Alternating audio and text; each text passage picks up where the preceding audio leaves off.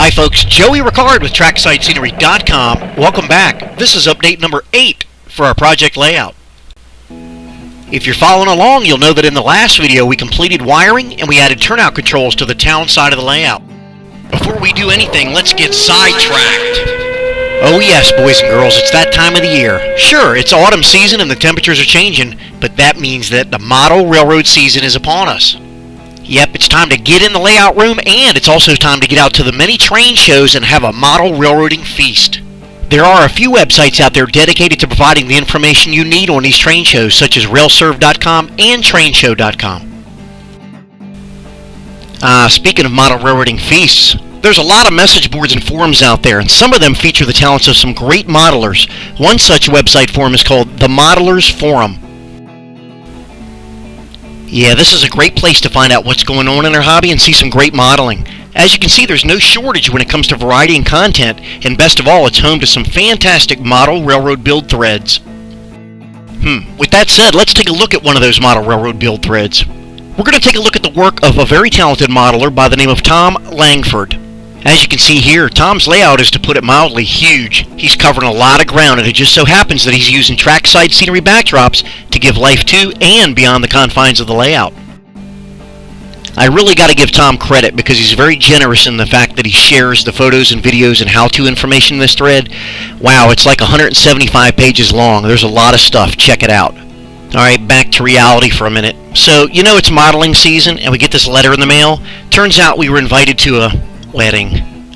Yeah, I was like, man, this is surely going to put a wet sock on a whole weekend of railroading fun, until I happened to notice where the wedding was taking place. Ha ha! Yeah, Doreen's pretty understanding when it comes to railroading, but in this case we're going to have to keep it in stealth mode.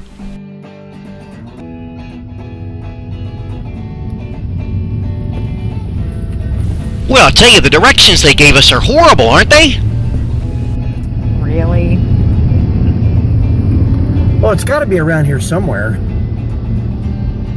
Okay, well, she wasn't too mad. After all, we made it to the church on time, and I didn't mention trains or model railroading once during the ceremony.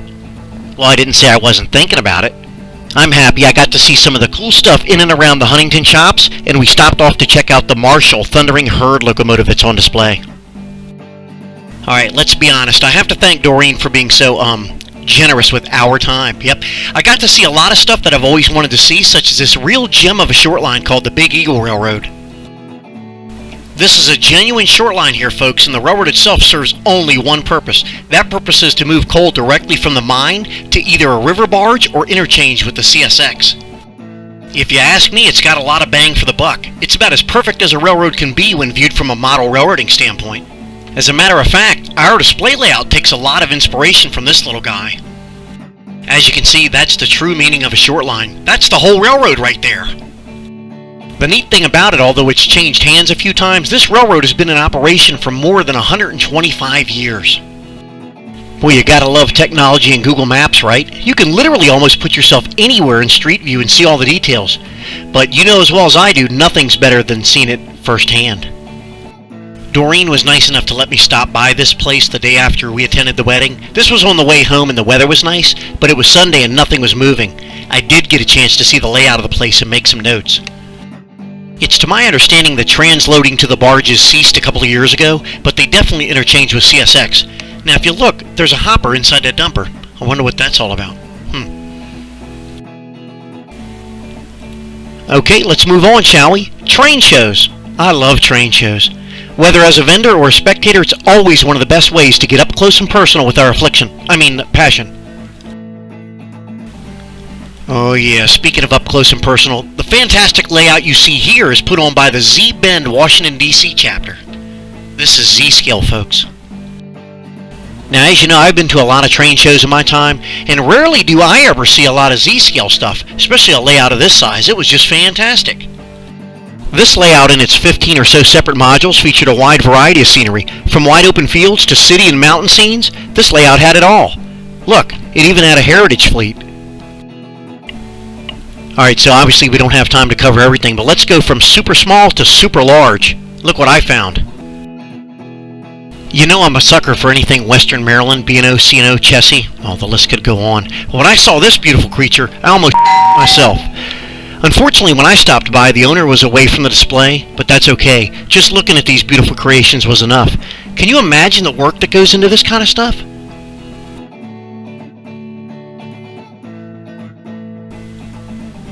Yep, it was all right there at the Great Scale Model Train Show. For more information on this show, the link to the official website is in the video description.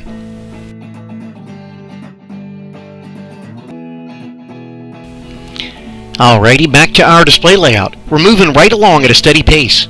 We left off in the last video where we had finished all the wiring and installation of the turnouts. Now on the town side of the layout, we had installed touch toggle controls in a custom-made control panel.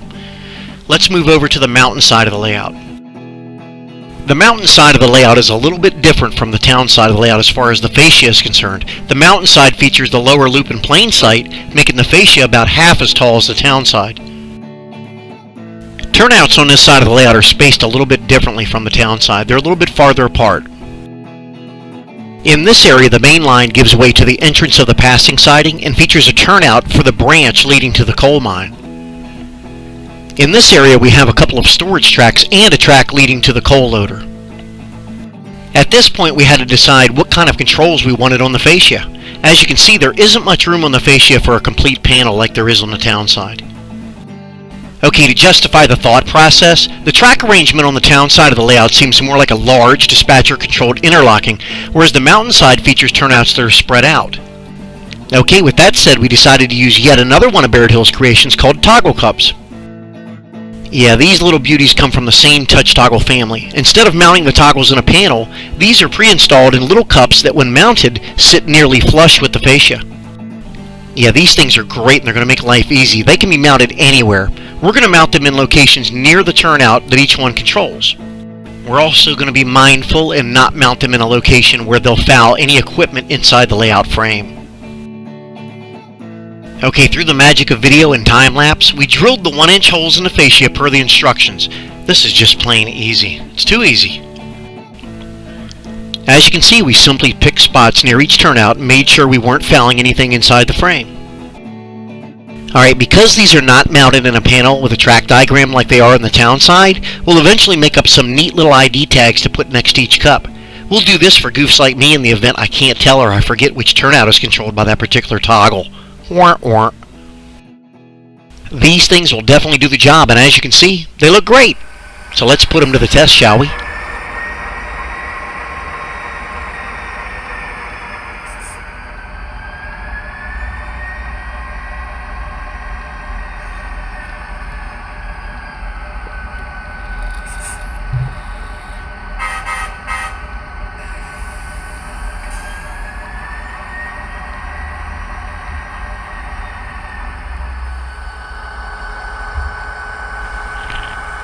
Nothing like new locomotives on the layout, huh? Remember a few videos back where I said even though the layout is called the Spruce, anything can and will be run on this layout. Yep, this is a pair of our newest locomotives, Athearn Genesis GP40-2s. I went ahead and outfitted them with TCS WOW sound decoders, dual sugar cube speakers, and LED lighting. They'll get a nice weathering treatment soon.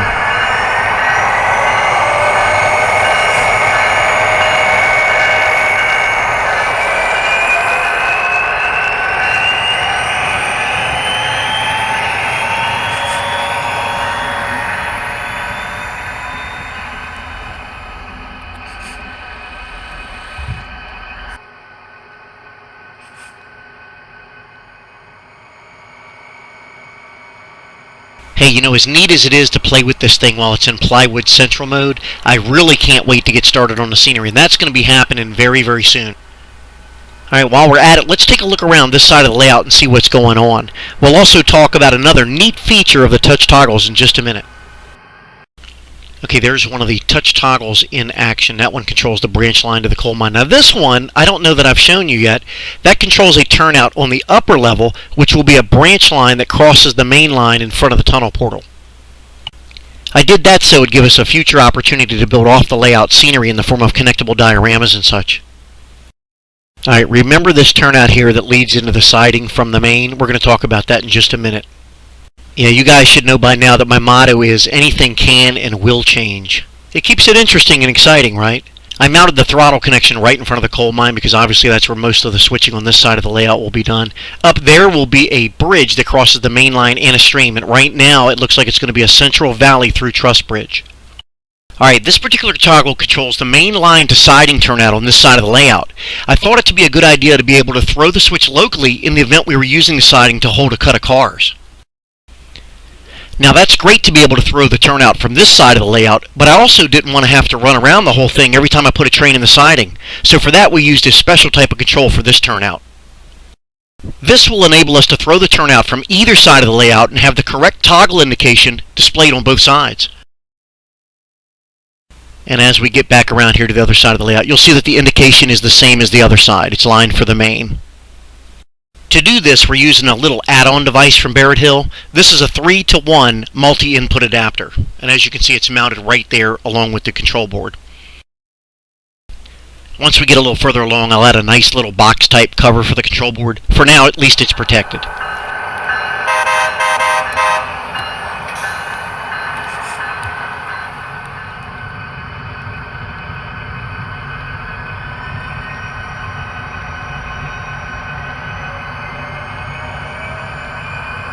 Well, as you can see, we've made a lot of progress, but there's a long way to go and lots to cover. Be sure to subscribe, stay tuned, and follow the progress. This is Joey Ricard with TracksideScenery.com. Thanks for watching. See you next time.